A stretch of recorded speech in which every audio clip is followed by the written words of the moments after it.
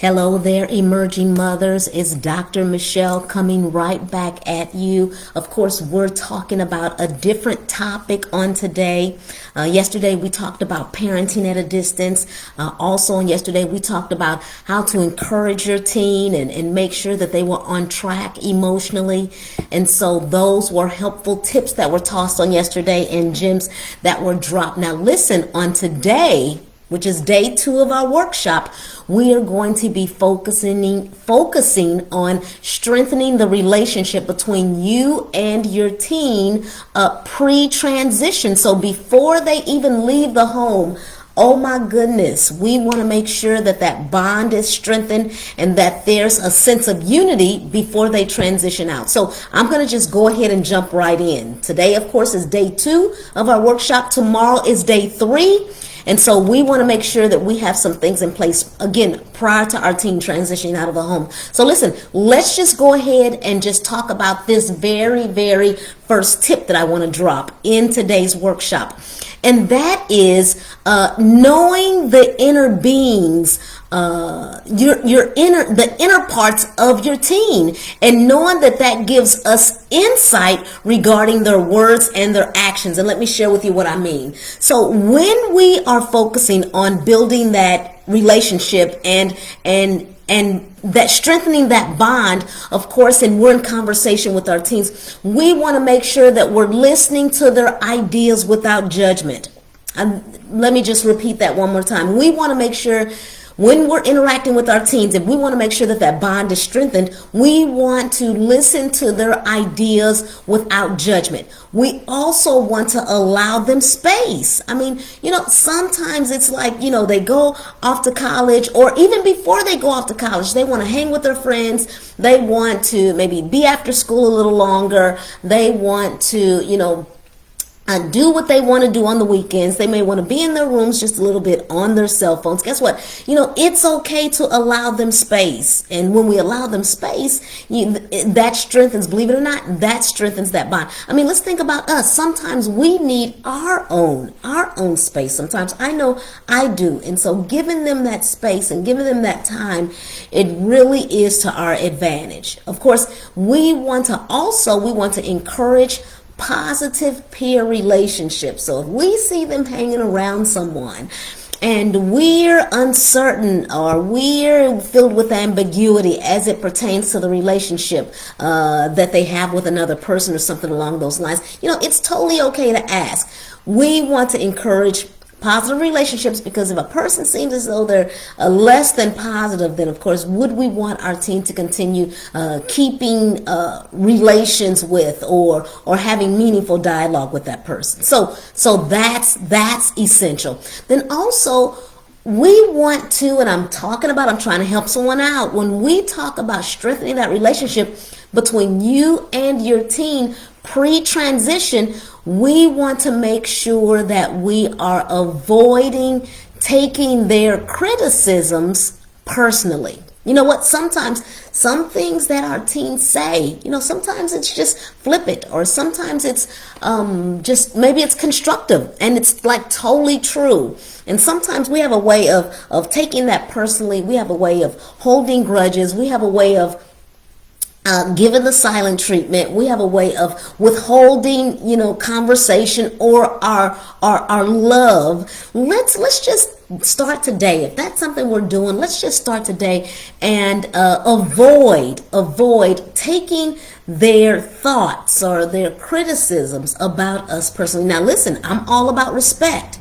I'm all about there being respect being shown, for sure. However, if something is said and it's with respect and it's a way that they actually feel, let's just go ahead and just make up in our minds that we are going to avoid taking that personally. The very first one that I mentioned before we go on to our next of course set of relationship strengthening tips.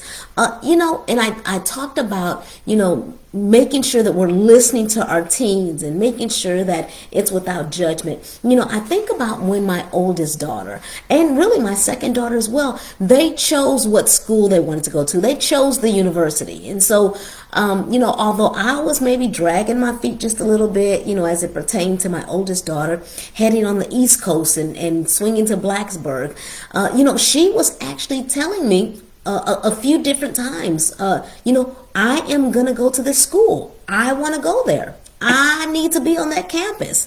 And so it took a minute for that to process. And so before I began to tell people, I was still telling people, was she still thinking about it? And she's still, she's still, just perusing schools, and she's, she hadn't quite made up her mind, but she had already made up her mind. And so I'm so glad I came around to listening, because that was essential in that pivotal point. And then, with my second daughter as well, I was a little bit more comfortable her going to the Midwest, which she did, but she chose the school. And so I'm so glad that was processed and that we listened, because it turned out good for the both of them. So that's what I want us to do. I want us to make sure that when we're strengthening that relationship between us and our teens, that we're listening to them, of course, without judgment. We're giving them space. We're encouraging positive peer relationships, and by all intents and purposes, we're avoiding taking criticism personally. Then also, listen,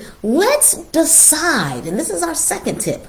Let's decide which difficulties we plan to address. Whenever I'm talking to my teens, and that's all the time, and something may have been done, or something may have been said, and when I think about the things that I want to maybe tweak or correct or amend or talk to them about, that that I think needs to be changed, let's focus on the important matters.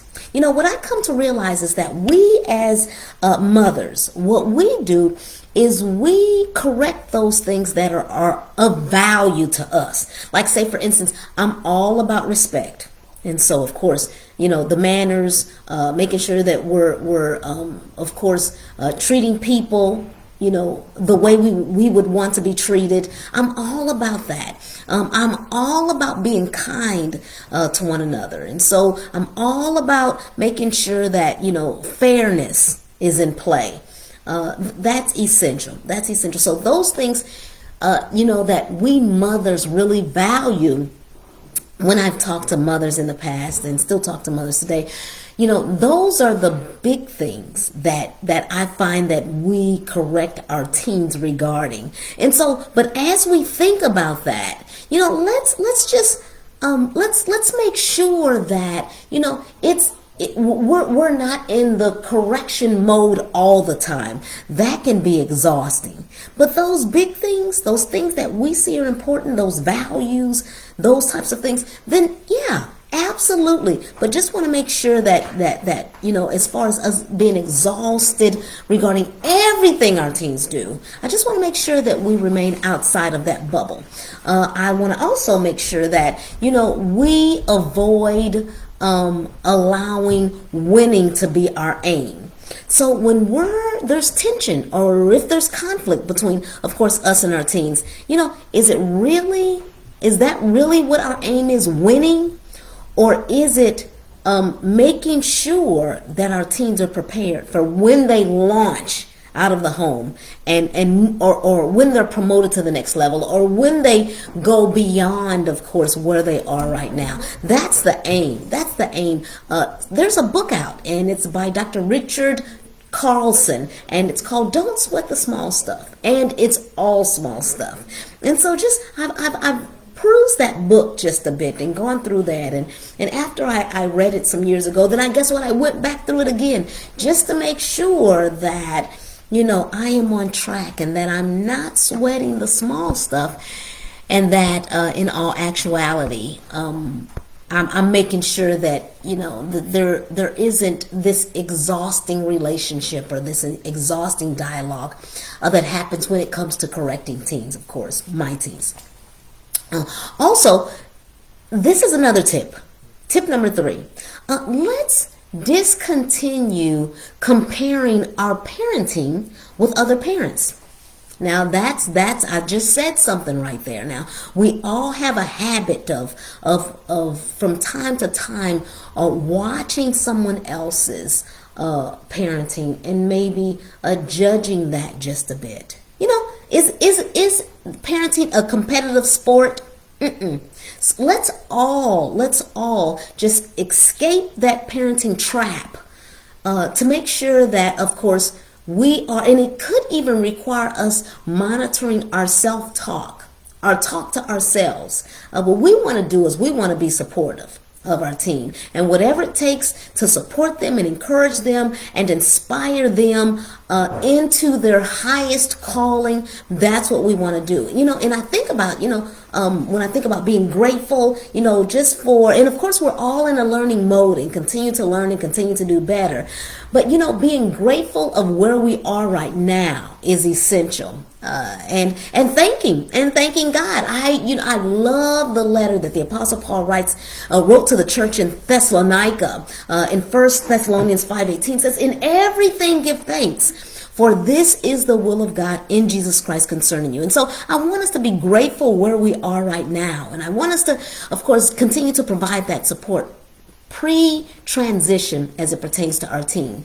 Okay, let's go on, and let's go on to tip number 4. And then you all may see me looking here and then looking there, and it's of course looking at our Facebook, inside our Facebook group, and then also of course on our Instagram as well. Expect the unexpected.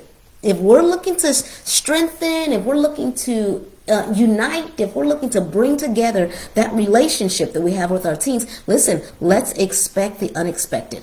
When they transition out of the home, from time to time, I know that mothers have a tendency to think that those grades are going to remain the same. Now, if your teen was straight A or your teen was AB, we would like our teens to still make those high grades, even at the next level. But if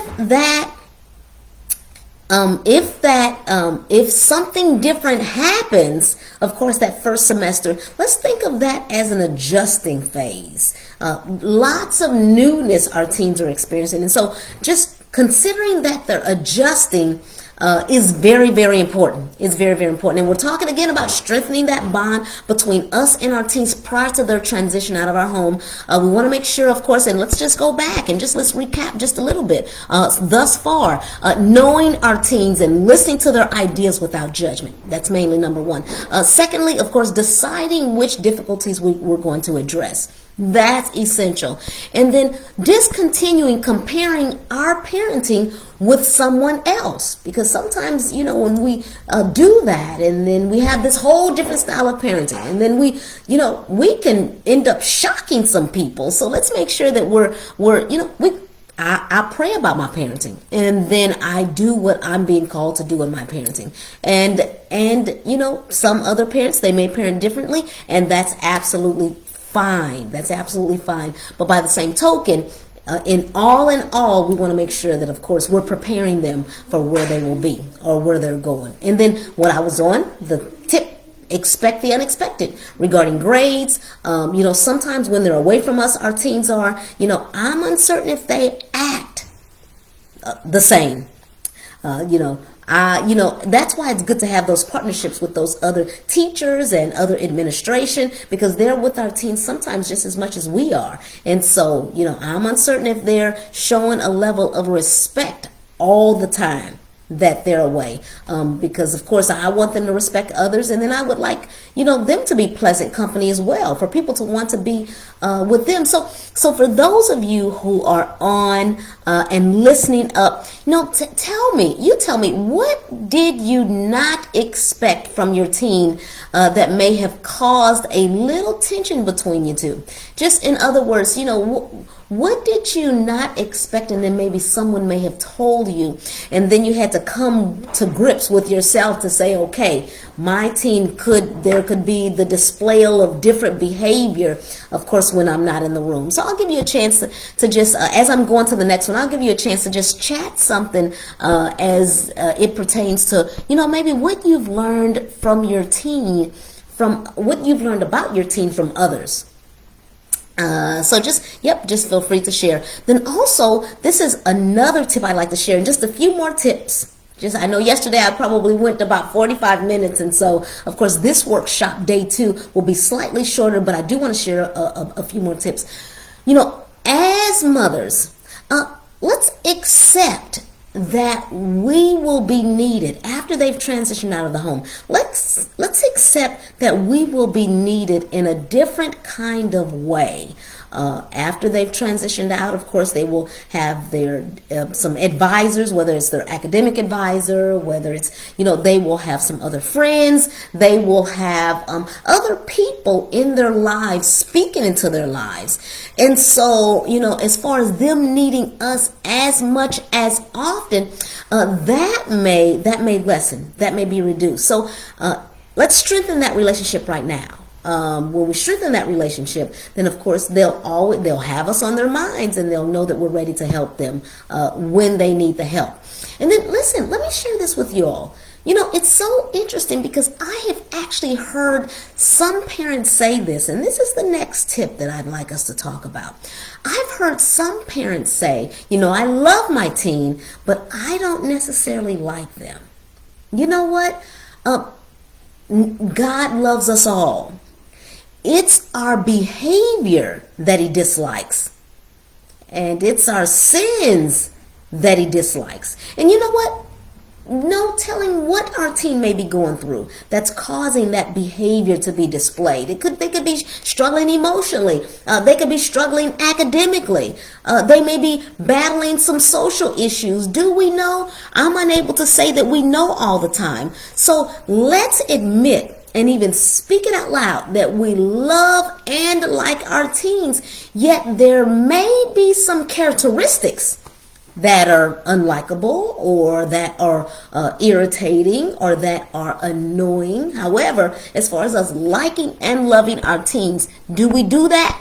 Absolutely. Absolutely. Okay. And then listen, I know I mentioned that I give a few more, but yes, it's really going to be just a couple of more. It really is. Okay. So let's do this. Mothers, let's erase the idea of equality. I have heard this in conversations as well. After all I've done for you, and this is your response, or after all of that sacrifice, I've sacrificed all these years for you, and you can't even, I've actually heard mothers say that. And let's just pause for a moment and just make up in our minds that our teens are unable to repay. If we're looking for a repay, just this huge lifelong repay, is that we actually chose this role as far as being mothers. And so let's just make up in our minds that all of these years of repaying for the sacrifice that we chose, let's begin to change our mode of thinking, and let's adjust our thought process. Because if we place that type of stress on our teens, then that stress can trigger long-term changes in the brain. And then those long-term changes in the brain of our teens, in the brains of our teens, that can cause mental problems. And those mental problems can cause issues such as anxiety in our teens, depression, and or mood disorders. And do we want that? I'm thinking that in the midst of us strengthening our relationship, our bond, our connection with our teen, I think we want to stay so far away from that, we want to move towards positivity, and we want to move towards a healthy relationship, a healthy bond. being in unity with our teens on a higher level. That's more in a positive space than applying that type of pressure. So let's do this. Let's model all throughout our motherhood. Let's avoid trying to just totally change our teens into the image of ourselves. I mean, you know, we can parent and model without changing them totally into ourselves. Let's again help them to operate at the highest level of their callings. And let's accept them for who they are and enhance their best qualities. And let's make sure that just like there's only one us, listen, there's only one of them as well. Listen, mothers, we are wrapping up, of course, day 2. And I'm super duper excited that you all are here. I love you all, and I am open to helping you strengthen your relationship with your team. So all you have to do is DM me, and we can jump on a discovery call or something of that nature. And until tomorrow, which will be day 3, our final day, I'll come with some more tips and some more gems. I love you all. Stay warm and make sure that, of course, you're remaining safe. Take care. Bye.